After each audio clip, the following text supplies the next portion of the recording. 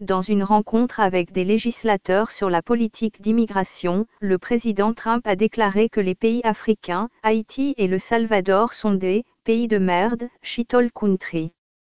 Comment devrait-on qualifier une telle attitude? Les lecteurs de ce blog m'aideront sans doute à trouver le bon mot. Hier, lors d'une rencontre avec des sénateurs sur la politique d'immigration, Donald Trump a déclaré que les États-Unis devraient fermer leurs portes aux immigrants des pays africains, de Haïti et du Salvador, qu'il a qualifiés de « pays de merde », traduction un peu décolorée de l'expression « shithole country ». Du même souffle, il insistait que des efforts particuliers devraient être faits pour attirer des immigrants de pays comme la Norvège. Trump a nié avoir tenu de tels propos, mais au moins un témoin affirme qu'il a effectivement utilisé cette expression à forte connotation raciale, et qu'il l'a fait de façon répétée. Comment qualifier une telle attitude? Ce n'est pas la première fois que Donald Trump démontre une telle attitude.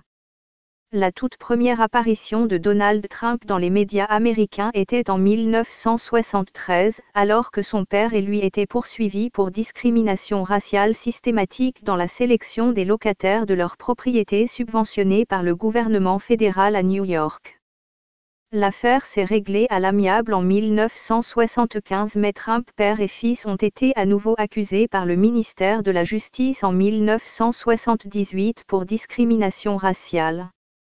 En 1983, 95% des locataires d'un projet de HLM qui était la propriété de Trump étaient blancs. Comment qualifier une telle attitude? En 1989, 5 jeunes Afro-Américains sont condamnés suite à une enquête sommaire et après un interrogatoire brutal pour le meurtre d'une joggeuse dans Central Park. Donald Trump publie alors une annonce à pleine page pour réclamer la peine de mort.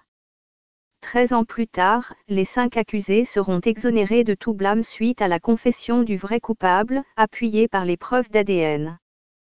Trump n'a jamais émis le moindre regret ni la moindre excuse et a toujours insisté sur la culpabilité des 5 jeunes. The Central Park 5 documentary was a one-sided piece of garbage that didn't explain the horrific crime of THES a young man while in park. Comment qualifier une telle attitude? En 2000, Trump finance secrètement une campagne de publicité pour barrer la route à l'établissement de casinos autochtones qui ferait concurrence à ces établissements de jeux, en exploitant entre autres les préjugés envers les Amérindiens. Comment qualifier une telle attitude? En 2011, Donald Trump mène une campagne teintée d'insinuations raciales mensongères contre Barack Obama, entretenant à grand renfort d'interventions médiatiques le mythe selon lequel Obama serait né au Kenya, ce qui rendrait sa présidence illégitime. Il entretient d'autres rumeurs dérogatoires au sujet du président, toutes formulées de façon à entretenir les préjugés raciaux de ses opposants. Comment qualifier une telle attitude?